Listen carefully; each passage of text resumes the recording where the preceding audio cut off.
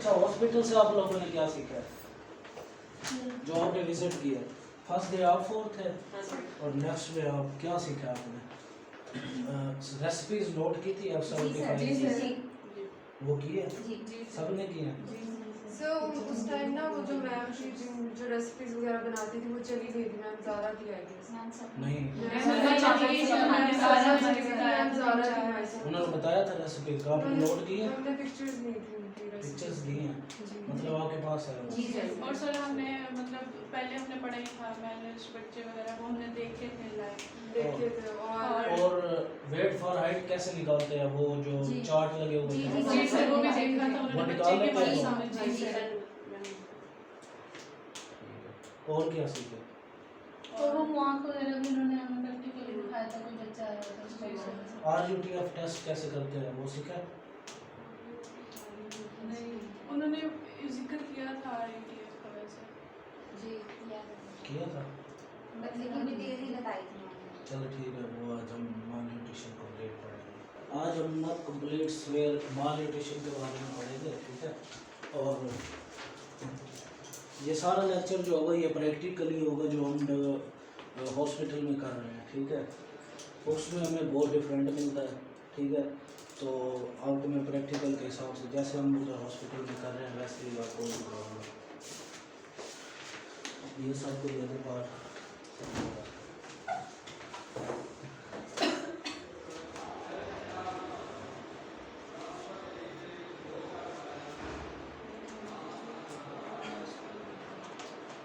अच्छा, malnutrition को best assess करने का तरीका कौन सा है?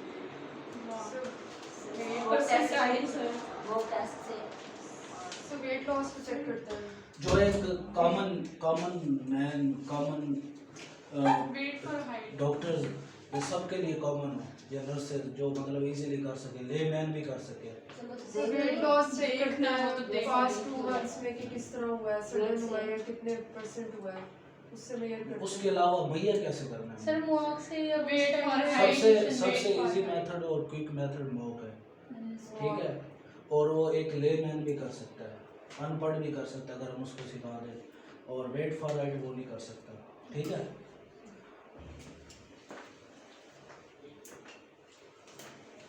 अच्छा, पहले हम इसकी टाइप्स देखते हैं।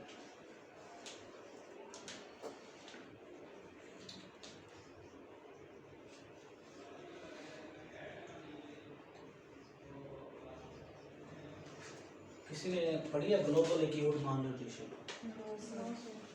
ये ना मोस्टली नहीं बताते। सबसे इसकी 3 टाइप्स होती है माल न्यूट्रिशन की, नैम, सैम और गैप, ठीक है? मैम को हम कैसे असेस करते हैं? मैम को अगर मॉक से देखें वो 11.5 से 12.5 सेंटीमीटर हो, और वेट फॉर हाइट कितनी हो उन्होंने आपको रेंज बताई होगी, याद है? सो उन्होंने स्टैंडर्ड डेफिनेशन में बताई थी -1 SD और -2 SD।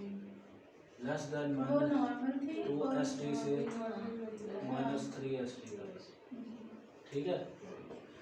ये वैसे जो WHO का क्राइटेरिया वो है लेस देन -1 SD से लेस देन -2 SD तक, लेस देन, ठीक है? लेकिन हमने इसको मॉडिफाई किया उनकी अपने कंट्री के मुताबिक, ठीक है? क्योंकि हमारे पास मतलब मीन एज पे मीन वेट पे बहुत कम बच्चे हैं, ठीक है? तो हमने इसलिए ना उसका क्राइटेरिया थोड़ा सा पीछे कर दिया, ठीक है? वैसे जो WHO का क्राइटेरिया वो ये है, ठीक है? वो डेवलप्ड कंट्रीज़ के लिए है, ठीक है? तो हमने अपनी कंट्री के हिसाब से हॉस्पिटल रूटीन में अगर हम ये -2 SD भी मेंटेन कर लें तो हम मीन को -2 SD यूज़ करते हैं, ठीक है? जो WHO है वो -1 SD यूज़ करते हैं। अच्छा, इसके अलावा और क्या आता है इसमें? इसके अलावा कोई फिजिकल साइन ना हो इसमें? कौन सा फिजिकल साइन? एडिमा ना हो, डर्माटोसिस ना हो, सो मतलब मैम में नहीं होता, हाँ। फिजिकल साइंस नहीं पेयर होता। नहीं, सही है? आयरन डेफिशिएंसी ना हो, ठीक है? अगर हो भी तो सिर्फ माइल्ड में आए, ना मॉडरेट में आए ना एक्यूट में आए, ठीक है? ये है मैम। अच्छा, सैम में होगा लेस देन 11.5,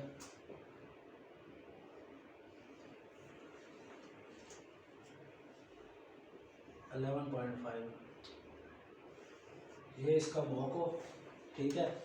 उसके अलावा माइनस लेस देन -3 SD से 4 SD तक।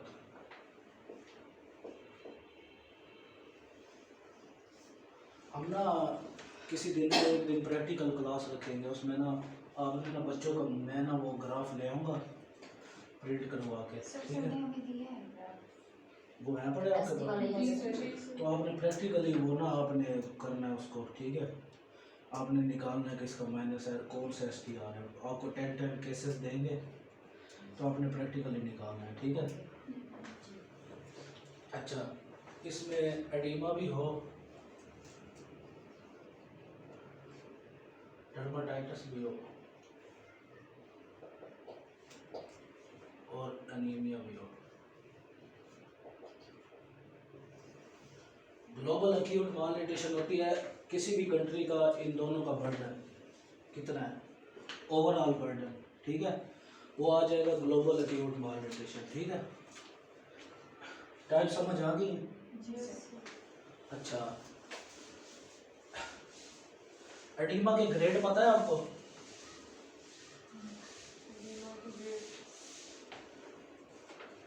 Grade 1, grade 2, grade 3। हाँ, ग्रेड 1 में क्या होता है? सिर्फ हैंड्स और फीट्स की आई गेस होती है स्वेलिंग। ग्रेड 1 में सिर्फ हैंड्स होते हैं, लोअर लेग्स होती हैं आई गेस ग्रेड 2 में, ग्रेड 2 में लोअर लेग्स और हैंड्स और फोर आर्म वगैरह। हैंड्स और ये उसी में आते हैं, ठीक है। और ग्रेड 3 में फुल बॉडी पे नहीं होता, मतलब लेग्स पे हो, ठीक है, हैंड्स पे हो और बेली पे हो, फेस पे भी हो, ठीक है, और स्किन उतर रही हो, ठीक है। अच्छा, डर्माटोसिस की ग्रेड वो नहीं पढ़ी सर। सर ग्रेड 3 में कहाँ कहाँ होता है? फेस, लेग्स, बेली। बेली, आर्म्स, हैंड्स, फीट्स। डर्माटाइटिस के भी 3 ग्रेड होते हैं, ठीक है।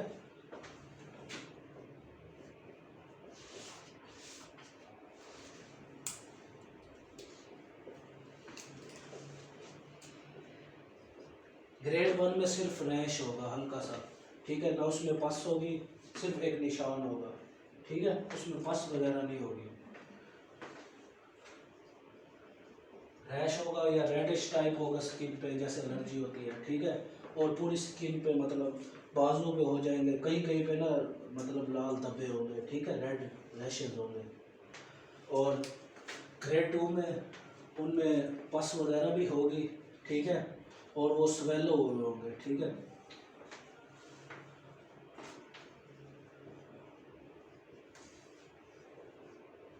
अच्छा, उससे जो पेशेंट होगा उसको इचेस वगैरह भी हो रहे होंगे, ठीक है। और ग्रेड 3 में क्या होगा, ब्लीडिंग हो रही होगी वहाँ से, ठीक है। स्किन जिस जगह पे रैश होंगे ना वहाँ पे ब्लीडिंग हो रही होगी, ठीक है। ग्रेड 1 में ड्राई रैशेस होंगे। जी,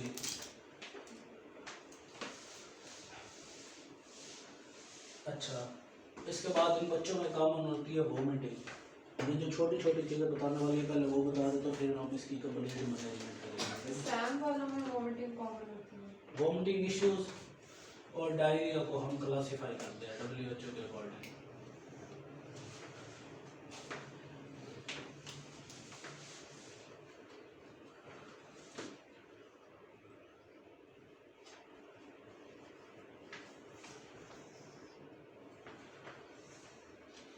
अच्छा, एक होती है सिंपल वोमिटिंग, एक होती है परसिस्टेंट वोमिटिंग।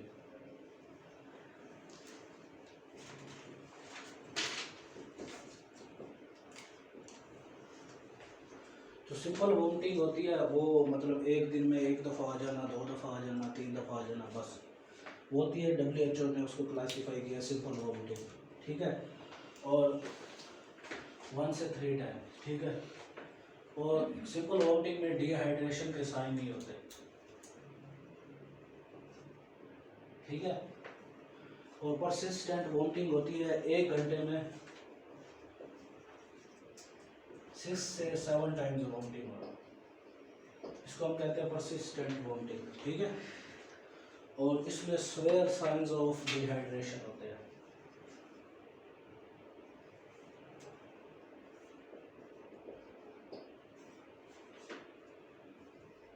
ठीक है।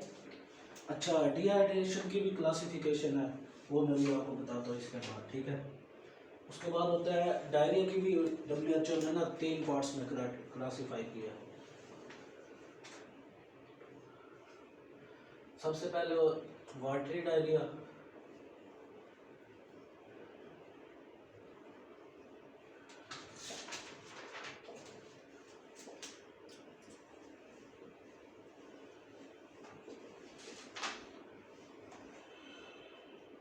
एक्यूट ब्लडी डायरिया और परसिस्टेंट डायरिया।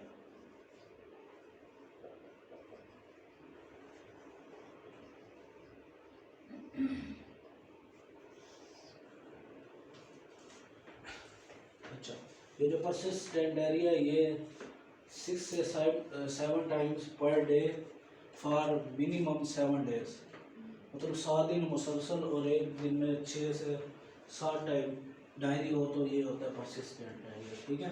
1 आवर में 1 1 आवर नहीं, 7 डेज सर नहीं 6 मतलब to daily 7 times per day 6 से 7 टाइम्स हो, और वो ना 7 to 13 डेज वो रेगुलरली रहे, रुके ना, तो वो होगा परसिस्टेंट डायरिया, ठीक है।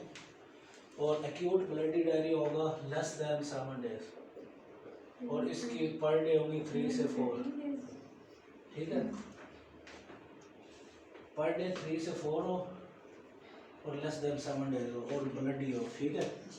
वाटरी हो 1 आवर में सिर्फ हो, ठीक है, और 1 आवर में 3 से 4 दफ़ा और उसके बाद वो ठीक हो जाए, वो होगा वाटरी डायरिया। वो होता है किसी भी फूड पॉइजनिंग की वजह से या किसी इकोलाई बैक्टीरिया की वजह से, ठीक है।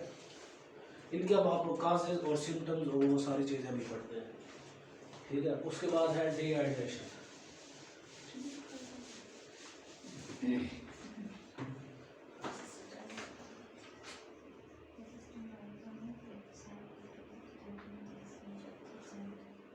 एक होती है सम डिहाइड्रेशन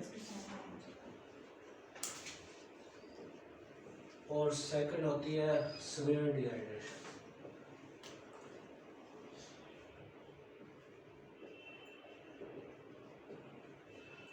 सम में जो होता है वो बच्चा लिथार्जिक होता है, चल फिर नहीं सकता, अनकॉन्शियस होता है, ठीक है। उसकी सनकन आइज होती हैं, ठीक है, और सही तरह बातचीत नहीं कर सकता, कांटेक्ट आई कांटेक्ट कम हो जाता है उसका पेरेंट्स के साथ या और रिलेटिव्स के साथ या बच्चों के साथ या अपनी अम्मी के साथ, ठीक है। वो सब होगा। सवेर में होगा उसको अडीमा होगा, ठीक है। और अडीमा में जो उसका पिंच अगर हम करेंगे ना उसको रिकवर होने में 2 या 2 से ज़्यादा सेकंड लगेंगे, ठीक है, 2 या 2 से ज़्यादा सेकंड, ठीक है। और बाकी साइंस और सिम्टम्स इसके वही हैं, ठीक है। फिर उससे दोबारा बता दें सम वालों की। सम में सनकन आइज, ठीक है, इरिटेबिलिटी, लिथार्जी, अनकॉन्शियसनेस,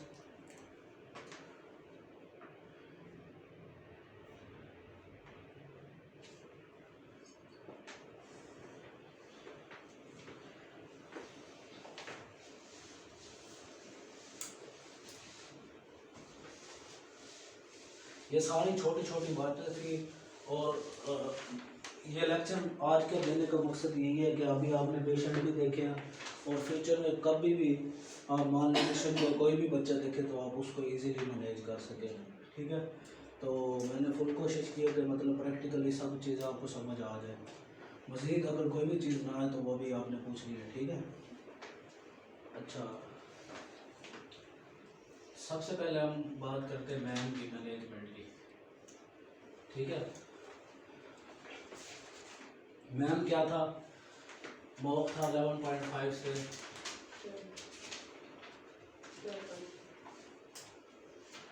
अच्छा, यहाँ पे हम मैम को कैटेगराइज करते हैं, सही है।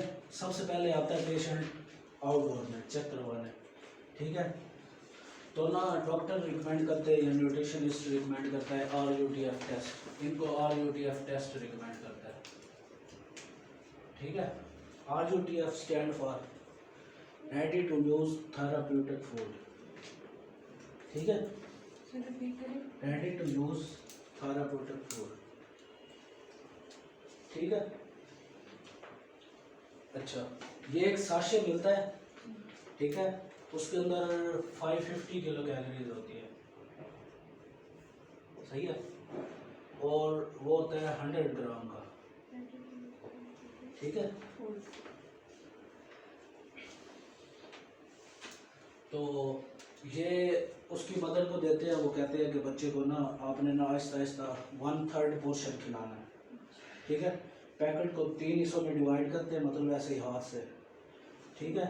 उनको कहना है कि ये ऊपर वाला पोर्शन 1/3 वो आपने अभी खिलाना है, ठीक है, सही है। अगर तो वो बच्चा खा ले, ठीक है, और वो जल्दी खा ले, मतलब वैसे टाइम होता है 30 मिनट में आपने 1/3 खिलाना है।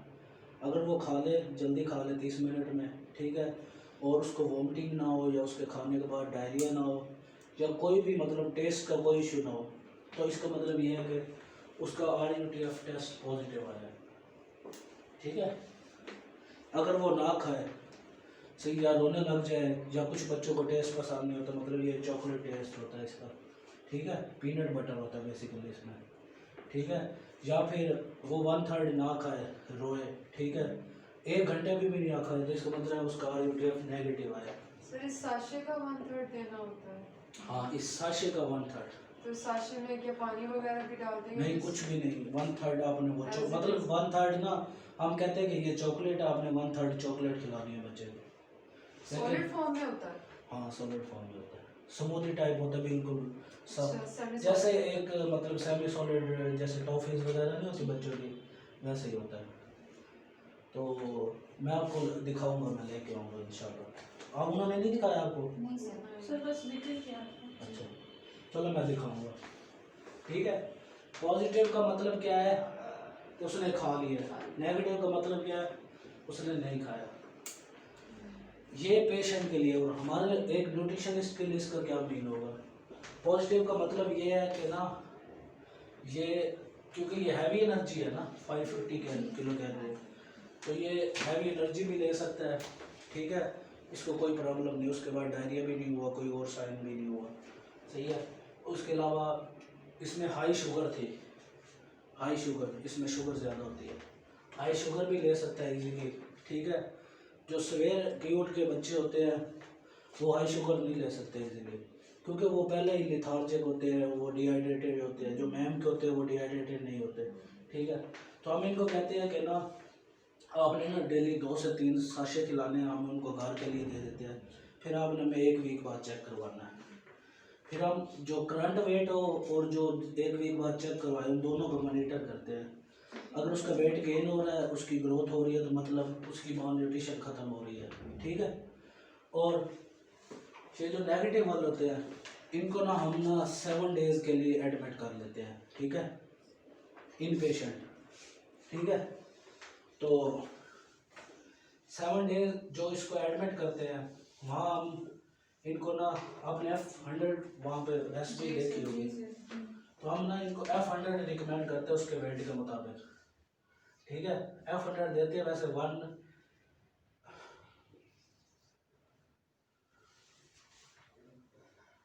फॉर एग्जाम्पल अगर एक 10 kg का बच्चा है ना, उसको हमने 1000 ml वो खिलाना है डेली, F100, ठीक है। 10 kg का बच्चा है तो उसको 1000, ठीक है। अगर उससे ज़्यादा वेट है तो इसी तरह वो कर लें, मतलब 100 ml पर kg देना है, ठीक है, 100 ml per kg, ठीक है। और फिर उसको ग्रेजुअली इंक्रीज करना है, ठीक है। और 7 डेज पे जो उसकी प्रॉपर रिक्वायरमेंट है ना, उसके मुताबिक मतलब उसकी प्रोटीन भी जा रही है, कैलोरीज भी, उसके साथ साथ हम इसको F100 के साथ साथ डेली एग नोग भी दे रहे होते हैं, सही है, और एक टाइम खिचड़ी भी दे रहे होते हैं। वहाँ पे खिचड़ी भी बनती है वहाँ वार्ड में। सर अगर पॉजिटिव आया एडमिट टेस्ट इसका मतलब है कि उसको मैम है, सैम नहीं है। हाँ, अगर नेगेटिव आया तो फिर भी मैम है, लेकिन वो सही तरह खा नहीं रहा, तो हमें सिर्फ उसकी फीडिंग इम्प्रूव करने की ज़रूरत है। तो बस। हमें कैसे पता चला है कि मैम है, सैम नहीं है? उसके वो मॉक से पता चला है, वेट फॉर हाइट से पता चला है, वो सैम में फॉल नहीं कर रहा है, डर्माटाइटिस से पता चला है, एडेमा से पता चला है। ठीक है। अच्छा, पॉजिटिव का मतलब ये नहीं है कि हमने सिर्फ आरयूटीएफ देना है, मिल्क भी साथ जारी रखना है, सॉलिड फूड भी जारी रखनी है। 2 से 3 साशिश में वो नहीं, मतलब वो पूरा नहीं कर पाता, तो वो चीज़ें भी साथ साथ थोड़ी थोड़ी ऐड करनी है। ठीक है, ये हो गई कंप्लीट मैम की 2 से मैनेजमेंट। 3 सैशे पर डे या पर वीक? नहीं पर डे 2 से 3, जितने वो खाए, 1 भी खाते हैं, 2 भी खाते हैं, 3 भी खाते हैं, तो बच्चे की बॉडी लेंथ वेट हाइट पे डिपेंड करता है। जब हम घर के लिए देंगे तो फिर भी उसको एक साशे मतलब वो नहीं, उसको वो थ्री उसको पार्ट में करना है या वैसे ही कर देना है? नहीं, वो पूरा पूरा खाना, मतलब थोड़ा थोड़ा करके खाता रहे, और उसके लिए ये रिकमेंडेशन होती है कि वो खोल के रखना नहीं है, जो खोलना है वो 2 घंटों के अंदर अंदर ख़त्म करना है, वरना वो वेस्ट हो जाता है। ठीक है।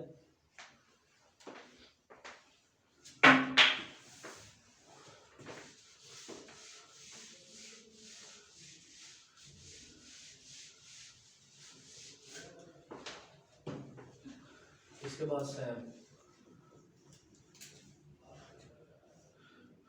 अच्छा, इसमें 3 फेज होते हैं हमारे पास। सैम को मैनेज करने के ना 3 फेज होते हैं। फर्स्ट फेज होता है स्टेबलाइजेशन फेज,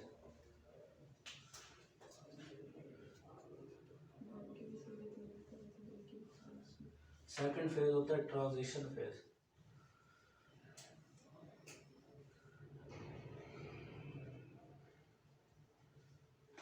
और थर्ड हमारे पास होता है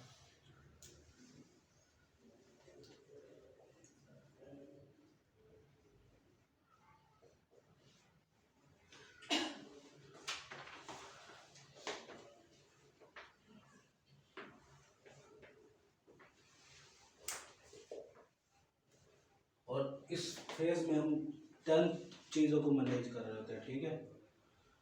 फर्स्ट में होती है hypoglycaemia, hypothermia, hypothermia, dehydration, dehydration, infection, electrolyte.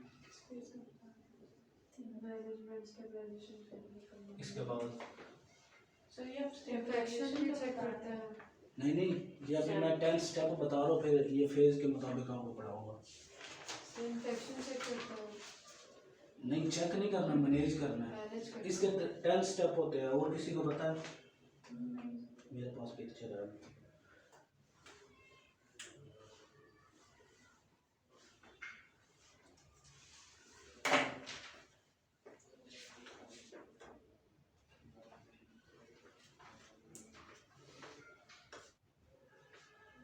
इसके बाद होती है इन्फेक्शन, फिर होता है माइक्रो न्यूट्रिएंट्स,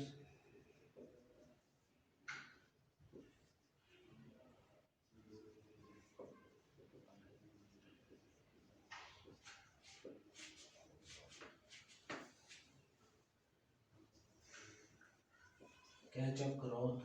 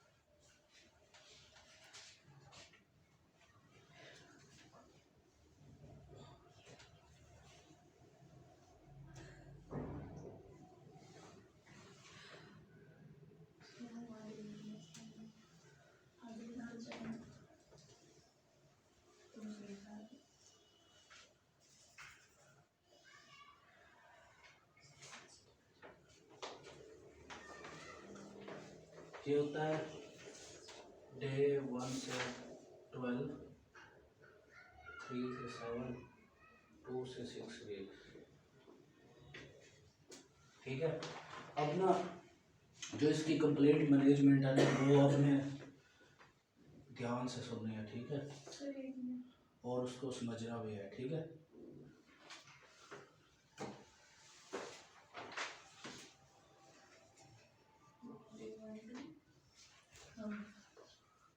डे 1 से 12, 3 से 7, 2 से 6 वीक्स, ठीक है।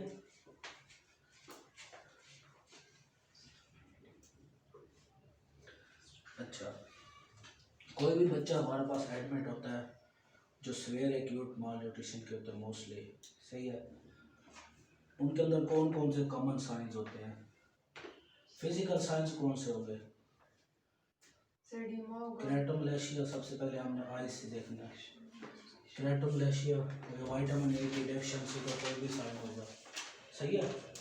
कुछ बच्चों को ब्लाइंडनेस हो जाती है किसी कलर की, ठीक है, मतलब वो कलर वो प्रॉपर उसको डिटेक्ट नहीं कर पा रहे होते, ठीक है।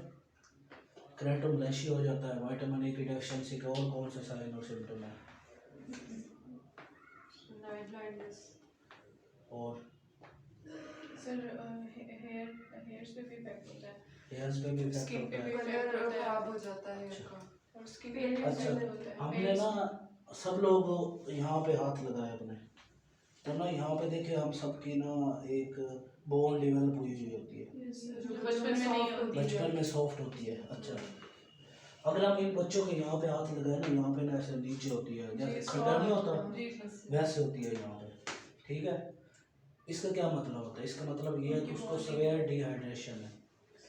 सर ठीक लेकिन है। वो तो सब सब बच्चों में ही बच्चों होता के है, होते हैं। सब में नहीं होती, सब में होता है। सब में सर नहीं ये होती। जगह सबकी सॉफ्ट होती है। सॉफ्ट मैंने नहीं कहा कि, मैंने कहा कि वो नीचे हो गई, अच्छा सही खड्डा कहाँ है, ठीक है, उसको कहते हैं सीवियर, इस बच्चे को सीवियर डिहाइड्रेशन है, ठीक है।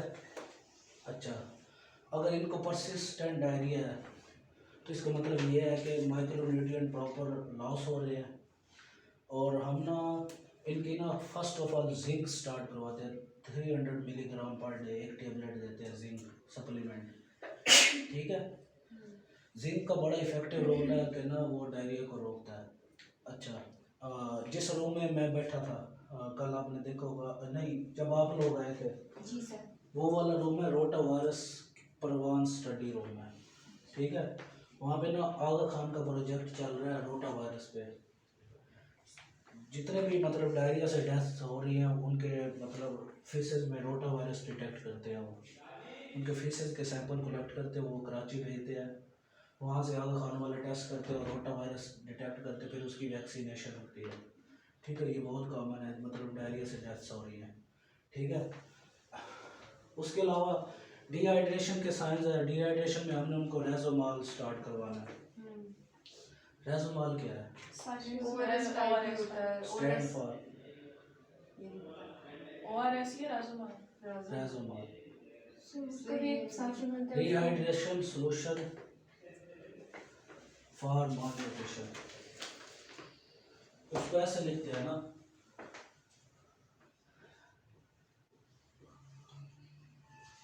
ऐसे लिखते हैं इसको, डिहाइड्रेशन सोल्यूशन फॉर मालन्यूट्रिशन, ठीक है। ये स्टार्ट करवाते हैं डेली एक साशे, ठीक है। अच्छा, इसको बनाने की रेसिपी भी है, घर में भी आप बना सकते हैं। 1 लीटर पानी लेना है, ठीक है, उसमें 3 स्पून साल्ट ऐड करना है, ठीक है। उसके अलावा हस्बे ज़रूरत शुगर ऐड करनी है, टीस्पून कौन से? Tablespoon, teaspoon? टेबल स्पून नहीं, टी स्पून, 5 ग्राम, ठीक है। शुगर हस्बे ज़रूरत ऐड करनी है, और उसके अंदर ORS डालना है। सर मैम तो कह रही थी कि ये ओआरएस के अलावा बनता है, क्योंकि ओआरएस में और भी ORS में सिर्फ नमक और चीनी और होता है। इसके अंदर उसके अंदर माइक्रो न्यूट्रिएंट भी होते हैं, और इसके अंदर ये जो कम चीज़ें होंगी ना, साल्ट और ये भी डाल सकते हैं। बाज़ दफ़ा ऐसे भी करते हैं कि ना ORS नहीं भी डालते, ठीक है, सिर्फ ये साल्ट और शुगर ऐड कर देते हैं, या कोई भी थोड़ा बहुत और माइक्रोन्यूट्रिएंट साशे में मिलते हैं सर चिल्ड्रन ये हॉस्पिटल। डायरिया वालों के लिए है या मेल नरिश्ड बच्चों के लिए है? डायरिया जिनको होता है वही मालन्यूट्रिशन सर मतलब अगर कोई माल नरिश है लेकिन उसको डायरिया नहीं है, फिर उसको अगर उसको डिहाइड्रेशन है तो फिर हमने देना है उसको, ठीक है। अच्छा, उसके अलावा और कौन सी चीज़ रहेगी है? डर्माटोसिस रहेगी है, उसके लिए हमने एंटीबायोटिक्स स्टार्ट करवानी होती है, ठीक है। और हमने बीटा वाइटामिन्स जितने भी हैं उनकी हमने सप्लीमेंटेशन रिकमेंड करनी होती है, तो क्या करते हैं डर्मेटोसिस के लिए? डर्मेटोसिस को मैनेज कैसे करते हैं? एंटीबायोटिक्स स्टार्ट करवानी है, सही है।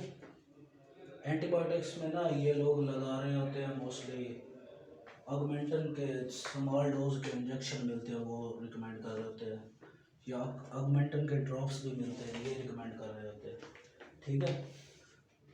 अच्छा, एंटीबायोटिक से क्यों सर डर्मेटोसिस का? कि ये कोई बैक्टीरियल इन्फेक्शन होता है डर्मेटोसिस? नहीं, अगर उसको मालन्यूट्रिशन है तो कहीं पे बॉडी में बैक्टीरियल इन्फेक्शन होगा, बॉडी के अंदर से इन्फेक्शन ख़त्म होगा जो उसके साइंस माइक्रोन्यूट्रिएंट की डेफिशिएंसी के बॉडी में आ रहे हैं, फिर उसके साथ साथ हम माइक्रोन्यूट्रिएंट भी स्टार्ट करवाते हैं ना, बीटा वाइटामिन। तो सर इसका डर्मेटोसिस में मैनेजमेंट से क्या ताल्लुक है एंटीबायोटिक्स का? डर्माटोसिस की मैनेजमेंट में ऐसे ताल्लुक है ना, देखो अगर उसको मालन्यूट्रिशन है तो इसका क्या मतलब है? इसका मतलब ये है कि उसके अंदर जो उसका इंटरनल इम्यून सिस्टम है वो वीक है, ठीक है। जिसकी वजह से उसकी बॉडी में इन्फेक्शन ज़्यादा हो रहा है, उसकी खुराक सही नहीं है, उसकी एंटीबॉडीज़ की प्रोडक्शन सही नहीं है, तो अंदर से इम्यून सिस्टम को बूस्ट करेगा। उसके साथ साथ हम माइक्रो वाइटामिन, बीटा वाइटामिन वो रिकमेंड करते हैं, फिर वो जाके वो उन एंटीबॉडीज़ को बूस्ट अप करेंगे, ठीक है। फिर वो उसके खिलाफ जो उसकी डर्माटोसिस है उसके खिलाफ वो उसका सोल्यूशन होगा, ठीक है यानी हम बी विटामिन देंगे, एंटीबायोटिक्स देंगे। जी, ठीक है। अब हम आ जाते हैं सबसे पहले हाइपोग्लाइसीमिया। अच्छा, स्टेबलाइजेशन फेज में हम एक ही डाइट देते हैं।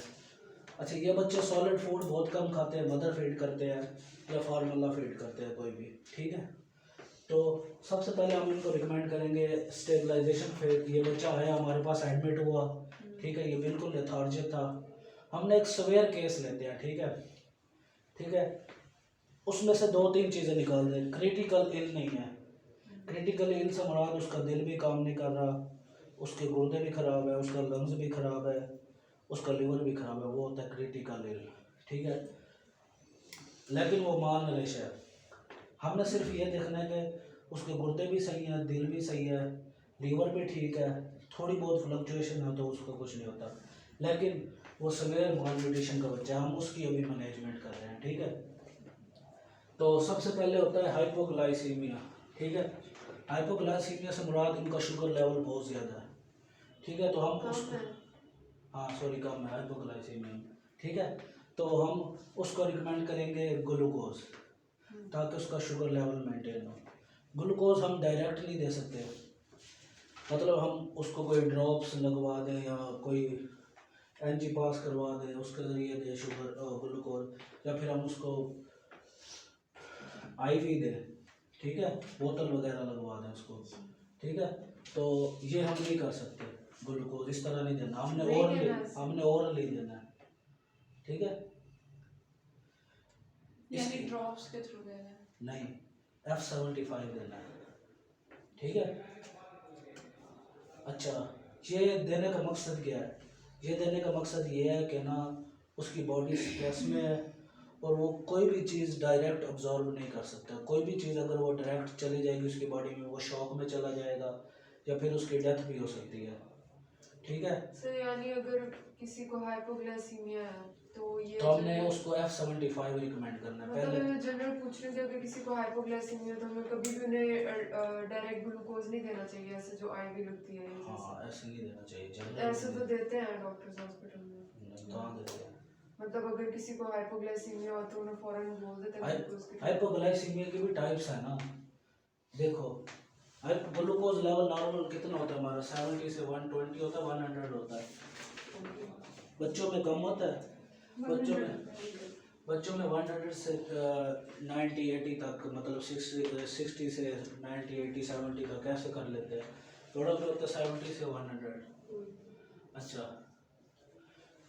अगर आप बड़ों की बात करते हो उसकी मैनेजमेंट अलग है, अगर आप छोटों की बात करते हो उसकी मैनेजमेंट अलग है। जो बच्चे हैं फॉर एग्जाम्पल उसका हाइपोग्लाइसीमिया, उसका ग्लूकोज लेवल है 40, ठीक है। तो अगर हम उसको डायरेक्ट इतना ज़्यादा ग्लूकोज देंगे तो उसके ब्रेन में इफेक्ट नहीं करेगा, ठीक है। इजीली अब्जॉर्ब, वो तो डायरेक्ट जाके ब्लड में, अगर हम IV दे रहे हैं तो वो डायरेक्ट ब्लड में जा रहा है, ठीक है। तो अच्छा, इसका एक और बहुत बड़ा मसला होता है, अगर हम डायरेक्ट ग्लूकोज देना इनको डायरिया हो जाता है, वो भी परसिस्टेंट डायरिया, ठीक है। सर डायरेक्ट ग्लूकोज देने से शिवरिंग भी होती है, शिवरिंग भी स्टार्ट हो जाती है। हाँ ठीक है। तो हमने F75 क्यों देना है? F75 में अच्छा हमने वो आपने एक F75 पैकेट मिलता है, उसके अंदर सिर्फ शुगर होती है, लेकिन वहाँ पे जो हम बना रहे हैं वो हम राइस फ्लोर से बना रहे हैं, उसमें शुगर भी ऐड कर रहे हैं, ठीक है। मतलब उसका ग्लूकोज का सोर्स हमने चेंज कर दिया, शुगर का सोर्स, कार्बोहाइड्रेट का सोर्स हमने चेंज कर दिया। मतलब है कि वो डायरेक्ट अब्जॉर्ब नहीं होगा, आहिस्ता आहिस्ता अब्जॉर्ब होगा, लेकिन जो उससे उसकी रिकवरी होगी वो अच्छी होगी, वो दोबारा उस तरफ नहीं जाएगा, या उसकी रिकवरी में कोई भी सवेयर साइंस नहीं आएंगे, ठीक है। ये हो गया हाइपोग्लाइसीमिया, ठीक है। अच्छा, फिर हम ये भी टेस्ट करते हैं कि ना ये बच्चे ना डेली देते हैं, मतलब पहले हम देते हैं यहाँ से स्टार्ट करते हैं 20 से 30 ml से पर फीड हम देते हैं 20 से 30 ml, और एक दिन में 6 फीड देते हैं, ठीक है। फिर हम इसको ग्रेजुअली इंक्रीज करते हैं, जब ये 12 डेज पे आता है ना तो ये ना 40 से 60 ml ले रहा होता है F75। 6 to 7 फिर डेली कितनी फीड देंगे? 20 से 30 ml पर फीड, दिन में 6 फीड दे रही है, ठीक है। और जब ये 12 डेज पे आएगा ना, ये इंक्रीज होके 40 से 60 या 70 ml तक होनी चाहिए, ठीक है। अच्छा, हाइपोथर्मिया में क्या, उसका अगर उसको प्रॉपर ग्लूकोज जा रहा होगा, उसकी फीडिंग प्रॉपर थोड़ी सी बेहतर होगी, तो उसके जो टेम्परेचर है वो भी बॉडी का मेंटेन होना शुरू हो जाएगा, ठीक है।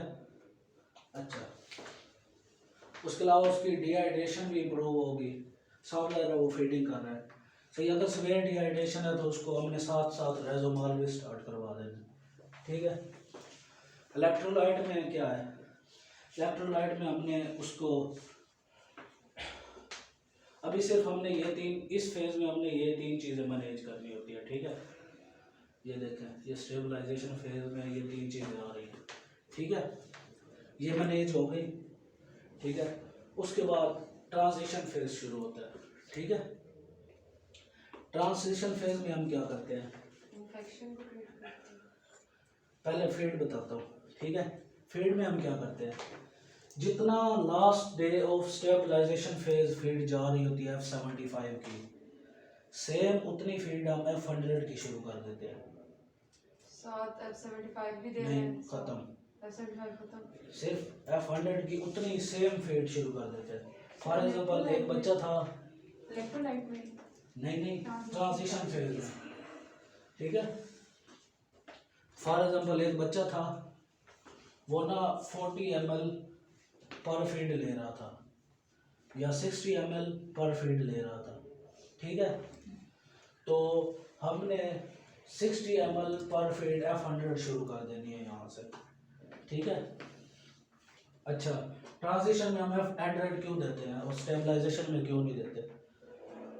स्टेबलाइजेशन में वो लिथार्जिक होता है, सही तरह वो हाई एनर्जी, हाई न्यूट्रिएंट्स को वो बेयर नहीं कर सकता, और डायरेक्ट देने भी नहीं चाहिए। और कुछ लोग ऐसे होते हैं जो हमारे पास इंटरनी होते हैं, एक दफ़ा ना हमारी इंटरनी थी, उसने ना उसको ना सैम का बच्चा था, ठीक है, फर्स्ट डे था, उसने ना उसको RUTF दे दिया। अब यकीन करो उसकी डेथ हो गई थी। इतना हैवी, मतलब RUTF में 550 किलो कैलोरीज होती है, और हालांकि उसने दिया भी मतलब 3rd से भी कम दिया था, लेकिन वो बेयर नहीं कर सका, ठीक है, क्योंकि उसके ऑर्गन्स प्रॉपर डेवलप नहीं थे और वो शॉक में गए हुए थे, किडनी उसके फेल हो गए थे, जिससे उसकी डेथ हो गई थी, ठीक है। ट्रांजिशन फेज में हम F100 इसलिए देते हैं क्योंकि बच्चे ने F75 को प्रॉपर बेयर किया है, उसका ग्लूकोज लेवल भी मेंटेन हो गया है, हाइपोथर्मिया भी मेंटेन हो गया, डिहाइड्रेशन भी मेंटेन होना शुरू हो गई है। ठीक है, तो हम अब इसका F100 स्टार्ट करेंगे। अच्छा, F75 में कितनी प्रोटीन होती है? 0.9 ग्राम पर 100 ग्राम होती है, बताया नहीं था उन्होंने? अच्छा, F75 में 100 ग्राम में 75 किलो कैलोरीज होती है। प्रोटीन कितनी? 0.9 ग्राम। 75। हाँ, और F100 में 100 किलो कैलोरीज होती है और 1.9 ग्राम प्रोटीन होती है। ठीक है, मतलब अब हमने इसकी प्रोटीन भी इंक्रीज कर दी, इसकी कैलोरीज भी इंक्रीज कर दी पहले से। ठीक है, तो अब जो इसके मसल लॉस हुए उसकी बिल्डिंग होना शुरू होगी अब इस दौर में, और इस दौर में इलेक्ट्रोलाइट्स भी प्रॉपर इसके मेंटेन होंगे। ठीक है, अच्छा, उसके बाद इन्फेक्शन को मैनेज करने के लिए हम वही एंटीबायोटिक्स लगाते हैं। ठीक है, और उसकी प्रॉपर उसको काउंसलिंग करते हैं, पर्सनल हाइजीन की भी और उसकी मदर की हाइजीन की भी, और प्रॉपर लैक्टेशन मतलब काउंसलिंग फर्स्ट डे से, लैक्टेशन तो फर्स्ट डे से। अच्छा, इन बच्चों को हम ये भी रिकमेंड करते हैं, वहाँ उन्होंने आपको दिखाया होगा फीडर का बताया था, वो खींच लेते हैं जी। उन्होंने एक वो जहाँ पे था जिस रूम में आप बैठे थे वहाँ पे वॉशरूम के साथ इस तरफ दराज, उसमें सारे फीडर पड़े हैं, वो खींच के वहाँ रख लेते हैं। हाँ जी, बताइए। ठीक है, अच्छा, उसके बाद माइक्रोन्यूट्रिएंट और इलेक्ट्रोलाइट बैलेंस डे फर्स्ट से करना है। अच्छा, ट्रांजिशन स्टेबलाइजेशन फेज तक ना हम आयरन नहीं देते और इसके बाद हम आयरन देते हैं। ठीक है, इसकी रीज़न क्या है? इसकी रीज़न ये है कि आपने जितने भी लोग देखे होंगे ना जो आयरन के सप्लीमेंट लेते हैं, उनको ना या डायरिया हो जाता है या वॉमिटिंग हो जाती है, क्योंकि इसके सप्लीमेंट में ना जो इसके साथ जो फेरिटिन होता है या फेरिक ऑक्साइड होता है या किसी और फॉर्म में है, ये ऑक्साइड की फॉर्म में होता है ये। ठीक है, या सल्फेट की फॉर्म में होता है ये, तो जो इसके साथ और चीज़ ऐड होती है उसके नुकसान होते हैं, जिसकी वजह से ना वो हमारी बॉडी में प्रॉपर अब्जॉर्ब नहीं हो रही होती। जो इसमें Fe पोर्शन होता है उस सप्लीमेंट में वो तो अब्जॉर्ब हो जाता है, जो बाकी चीज़ होती है वो इशू करती है। तो इसलिए ना हम इनको जब तक ये प्रॉपर इनकी मतलब यहाँ तक मैनेजमेंट नहीं हो जाते, खाना पीना अच्छा नहीं हो जाता, सादा लफ्ज़ों में खाना पीना इनका अच्छा नहीं हो जाता, तो हम उसके बाद आयरन की सप्लीमेंटेशन शुरू करते हैं। ठीक है, तो वो ट्रांजिशन फेज में ही कर देते हैं जी, ट्रांजिशन फेज में। हाँ, ट्रांजिशन फेज से स्टार्ट करवाते हैं। ठीक है, अच्छा, उसके बाद है कॉशियस फीडिंग। कॉशियस फीडिंग से मुराद ये है कि ना हर चीज़ केयरफुली देनी है। ठीक है, फॉर एग्जांपल जब मैं अभी आपको एक केस बताया RUTF खिला दिया था। ठीक है, F75 देना है तो जितना कहा है उतना देना है, उससे ज़्यादा नहीं देना। बाज़ माएँ ऐसी होती हैं कि ना, कल भी हम देख रहे थे कि ना मतलब उसने ना उसको ना एक दफ़ा रिकमेंड किया था समूदी, ठीक है, एक दफ़ा, और वो इतना बड़ा बोल भर के जा रही थी। ठीक है, मतलब एक्स्ट्रा खिलाती हैं नहीं, जितना रिकमेंड किया है जितना बताया है उतना खिलाना है। ठीक है, ये होती है कॉशियस फीडिंग, और कोई भी एक्स्ट्रा चीज़ नहीं खिलानी, जिन चीज़ों से मना किया वो रुक जाना है, जो चीज़ें कही हैं सिर्फ वही देनी है। ठीक, अपनी मर्जी नहीं करनी। कॉशियस फीडिंग भी ट्रांजिशन फेज में आती है। कॉशियस फीडिंग डे फर्स्ट से ट्रांजिशन के एंड तक। ठीक है, अच्छा, कैचअप ग्रोथ, अब हमने उसको ऐसी चीज़ें स्टार्ट करवानी है जिससे उनकी ग्रोथ इंक्रीज हो। F100 यहाँ तक आ रहा था, यहाँ हमने शुरू करवा देना इसका RUTF, एग नोक, खिचड़ी, और क्या चीज़ें आएंगी इसमें? एप्पल जूस रिहैबिलिटेशन फेज में शुरू कराएंगे जी। यहाँ हमने पहले इसका टेस्ट करना है इस डे पे। ठीक है, RUTF टेस्ट करना है। ठीक है, RUTF टेस्ट करने के बाद हमने ये चीज़ इसको स्टार्ट करवा देनी है। ठीक है, अच्छा, इससे इसकी ग्रोथ भी इंक्रीज होगी, आयरन की कमी भी पूरी होगी, माइक्रोन्यूट्रिएंट की डेफिशिएंसी भी पूरी होगी, जो इसकी डर्माटोसिस है वो भी कम होगी, डिहाइड्रेशन भी कम होगी, इन्फेक्शन भी कम होगा, लिथार्जी भी, इरिटेशन भी, अनकॉन्शियसनेस भी, ठीक है। और ये अपनी ग्रोथ इसकी आस्ता आस्ता इंक्रीज होना शुरू हो जाएगी, ठीक है। अब सेंसरी स्टिमुलेशन, अब ना जब ये बच्चा मतलब अच्छी तरह खाने लग जाता है फिर ये जिद करता है, ठीक है, कि मैंने ये बिस्किट खाना है, ये खाना है, वो नहीं खाना, वो खाना है, ये नहीं खाना, जिद करता है। कुछ चीज़ इसको ना पसंद होती है, कुछ पसंद होती है, तो हमने उसके मुताबिक उसकी प्रॉपर मैनेज करनी है, ठीक है। वो चीज़ें खिलानी है जो वो इजीली खा ले, ठीक है, और जो वो शौक से खाए। इसका मतलब ये नहीं है कि मतलब वो बिस्किट खाता है तो उसको बिस्किट खिलाना है, नहीं, वो चीज़ें खिलानी है जो उसके लिए फ़ायदेमंद हो और वो उसको शौक से खाए। फॉर एग्ज़ाम्पल खिचड़ी हो गई, यखनी हो गई, ठीक है, इस तरह की चीज़ें। ये हो गया। अब इसके बाद हमने ना यहाँ पे इसके सारे ब्लड टेस्ट करने होते हैं, ठीक है, इस एरिया में। हाँ, सारे ब्लड टेस्ट, HB चेक करनी होती है, इलेक्ट्रोलाइट सही है, kidney test, liver functioning test. ये करने के बाद हम ना इसको समझाते हैं सारा फॉलोअप का कि क्या क्या चीज़ें खिलानी है। मतलब हम इनको खिचड़ी की रेसिपी देते हैं, समोदी की रेसिपी देते हैं, ठीक है, और खिचड़ी कैसे बनानी है वो सारा समझाते हैं, ठीक है। फिर हम उसको बताते हैं कि मदर फीडिंग कितनी दफ़ा देनी है, कब देनी है, और आपने बाहर का दूध मतलब गाय का दूध या कोई और दूध शुरू करवाना है तो वो कैसे करवाना है, उसकी डाइल्यूशन कैसे करनी है, ठीक है। और फिर आपने हमें आज करंट इतना वेट है, फिर आपने हमें कितने दिन बाद चेक करवाना है, वो सारी चीज़ें इसमें आ जाती है।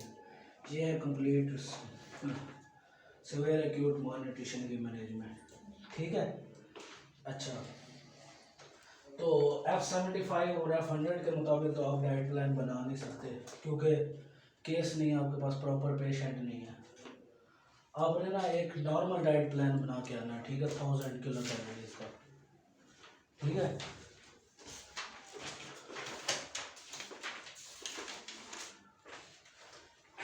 अच्छा, ये सारा समझने के बाद एक इम्पोर्टेंट बात आती है, तो ये है कि हम इसकी ना अब कम्प्लीमेंट्री फीडिंग शुरू करवा रहे हैं। सॉलिड फूड एंड में ऐड किया ना, जी। मतलब ये कितना लेट हो गया इसको, इसकी माँ ने इसकी कम्प्लीमेंट्री फीडिंग नहीं करवाई। 3-3 साल के बच्चे आते हैं, उन्होंने अभी सिर्फ दूध पे होते हैं बस, या मदर फीडिंग 2 साल तक मदर फीडिंग या 1.5 साल तक मदर फीडिंग, उसके बाद गाय का दूध या भैंस का दूध या फिर कोई फार्मूला मिल्क, यही पी रहे होते हैं और कुछ नहीं खा रहे। अगर उनकी मदर को कहे कि ये क्यों नहीं पिलाती, वो कहते हैं दूध के अलावा कुछ पीता नहीं है, हालांकि वो खुद नहीं देती, ठीक है। तो इस यहाँ तक कोई क्वेश्चन हो आप लोगों का?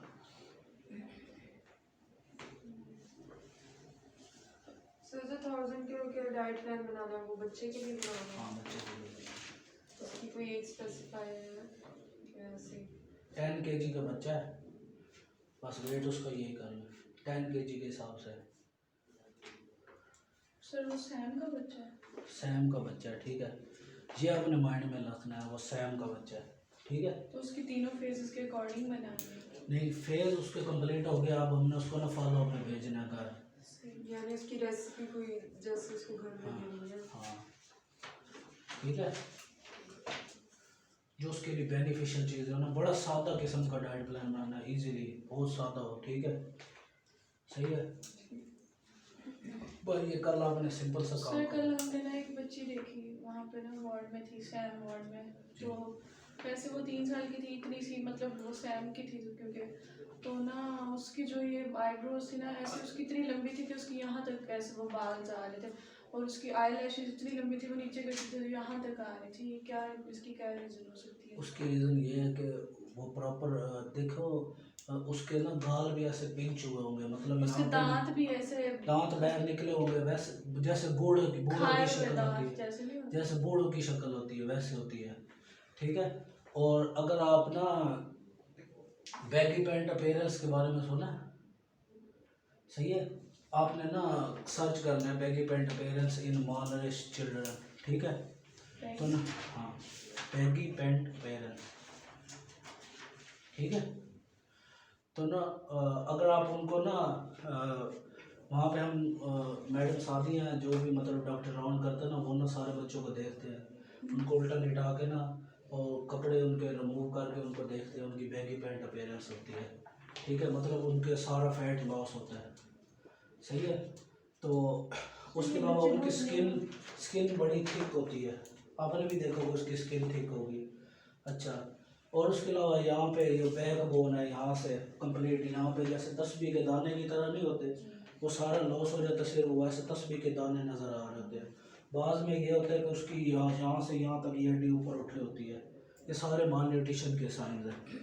सर उसके बाल क्यों इतने बड़े बड़े? वो ये जेनेटिकली भी होता है, फैमिली का भी नहीं, कुछ होता है। मैंने तो फैमिली में है। सर जेनेटिकली इतने बड़े तो नहीं होते। हो उसकी सकते मम्मा हैं। भी, उसकी मदर भी बोल रही थी कि उनके है फैमिली में ऐसा। ये जेनेटिकली होता है, ये कोई बीमारी नहीं है कि बाल मतलब इतने ज़्यादा। ये आइज़ का जो आप कह रही हैं ये इशू है, ये फैट लॉस हो गया होगा उसका प्रॉपर, तो इस वजह से होगा। आपको ना हर माल न्यूट्रिशन के बच्चे में नए साइंस और सिम्टम मिलेंगे, ठीक है। एक तो जो कॉमन होते हैं 1 2 या 3 ऐसे नए साइन और सिम्टम मिलेंगे, ठीक है। जैसे किसी का बूढ़ों वाला शेप होती है, सही है, किसी के दांत नहीं होते, सही है, किसी के सिर्फ यहाँ से सिर्फ हड्डी नज़र आ रही होती है बस, और यहाँ पे बिल्कुल गोश्त भी नहीं होता। किसी का ये सिर्फ पेट बिल्कुल अंदर होता है, सही है, और हड्डियाँ सारी बाहर निकली होती हैं। हर बच्चे में ना आपको डिफरेंट मोस्टली में साइन मिलेंगे। हम तो वहाँ पे डेली देखते, बल्कि हमारे पास, अच्छा हम पता क्या करते हैं, हमारे पास जो डे फर्स्ट पे आता है ना, हम उसकी पिक्चर लेते हैं, फिर स्टेबलाइजेशन जब ख़त्म होती है उसकी पिक्चर लेते हैं, फिर ट्रांजिशन जब ख़त्म होती है पिक्चर लेते हैं, जब रिहेबिलिटेशन, फिर जब उसके फॉलोअप्स ख़त्म होते हैं, फिर हम एक सक्सेस स्टोरी बनाते हैं, वो हम हॉस्पिटल वालों को प्रेजेंट करते हैं, सही है। ऊपर है अपना कॉन्फ्रेंस हॉल, वहाँ पे मतलब सारे डॉक्टर्स होते हैं, वहाँ पे हम प्रेजेंट करते हैं कि ये हमारे पास बच्चा ऐसे आया था, वैसे मेरे पास जो मेरी सक्सेस स्टोरीज़ है, जब मैं उधर मैंने मैनेजमेंट की थी, तो उसकी सक्सेस स्टोरीज़ मैं आपको, मैंने प्रेजेंटेशन बनाई हुई है, शेयर करूँगा ग्रुप में आज, ठीक है। तो हमारे पास अभी इधर सेटअप नहीं है इस तरह का, मतलब अभी मैडम सादी के साथ हम मिल के यही सोच रहे हैं, उन्होंने कहा है कि ना मैं सेटअप बनाती हूँ इधर ही माल न्यूट्रिशन का प्रॉपर, तो फिर हम इधर भी सक्सेस स्टोरीज बनाएंगे, ठीक है। तो अब ये इसमें से और कोई क्वेश्चन हो, किसी ने पूछना हो? सबको समझ आ गई है? अब आप माल न्यूट्रिशन के बच्चे की मैनेजमेंट कर सकते हैं सब लोग, इंशाल्लाह सर। ठीक हो गया। चलो फिर हमने ना अब थोड़ा सा टाइम सुबह पहले डाइट प्लान को देना है, सही है। एक हमने छोटी सी डिजीज़ पढ़नी है बच्चों के बारे में, बाकी एक जो हमारा ब्रॉड टॉपिक होगा, जैसे हमने लास्ट टाइम हाइपरटेंशन किया था, अभी हमने आगे जो करने हैं वो हम साथ करेंगे, ठीक है। जैसे अभी हमारे छोटे छोटे टॉपिक रह जाते, जैसे एनीमिया बच्चों में, पिकी ईटर्स, वो सारे जो मेंशन है वो उस पर इतना टाइम नहीं लगता, ठीक है। उसमें कॉमन थोड़े से स्टेप होते हैं, मेन उसमें काउंसलिंग होती है, वो मैं बता दिया करूँगा। उसके बाद हम अपने सिलेबस को वाइंड अप करते हैं, फिर हम प्रैक्टिकल की तरफ जाते हैं, ठीक है।